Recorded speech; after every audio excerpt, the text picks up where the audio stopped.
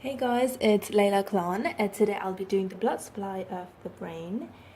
And the mnemonic is just a three-letter word. You can either remember it as CVI or can Violinists Improve.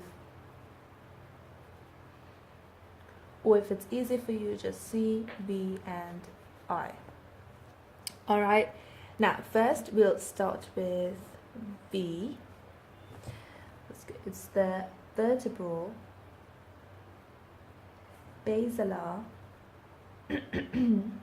arterial tree. Then we've got C, I, which is the internal carotid arterial tree. And then we've got C, which is the circle of Willis. Circle of Willis. Now, all right, so we'll start with the vertebral basilar arterial tree. So the vertebral arteries, there are two of them on both sides of the neck. So we've got two vertebral arteries. Now they pass through the foramen magnum and enter the cranial cavity, and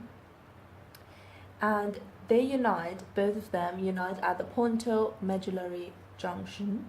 You know, first we have the pons and then the medulla, and then they join to form the basilar artery. That is it. That's an independent system on its own. Then we have the internal carotid arterial tree. Now this one, you know, the internal carotid artery comes from the common carotid artery, and then this enters the cavernous sinus, and it divides. I'm going to put a division sign. It divides at the level of the optic chiasm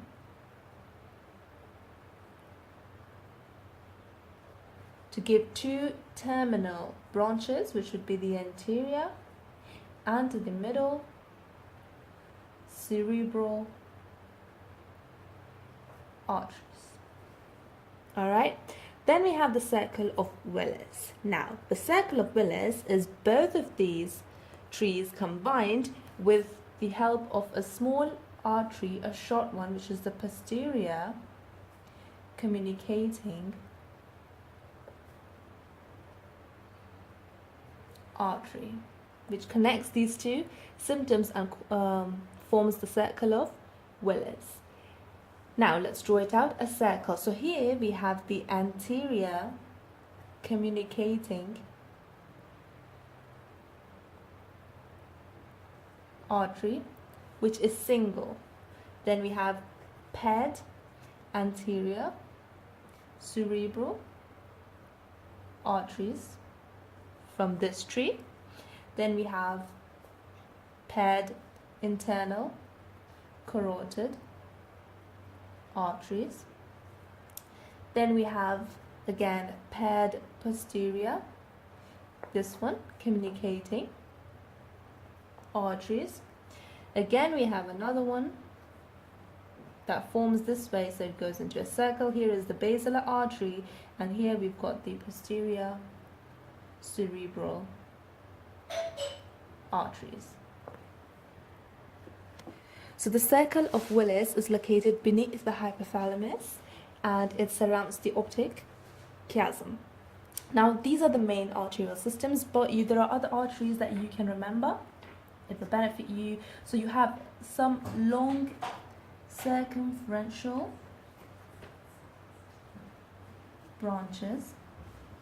That would be the anterior and the posterior inferior cerebellar arteries.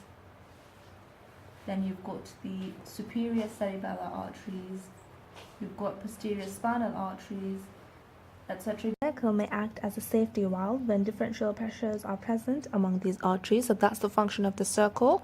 And here you can see the circle of Willis.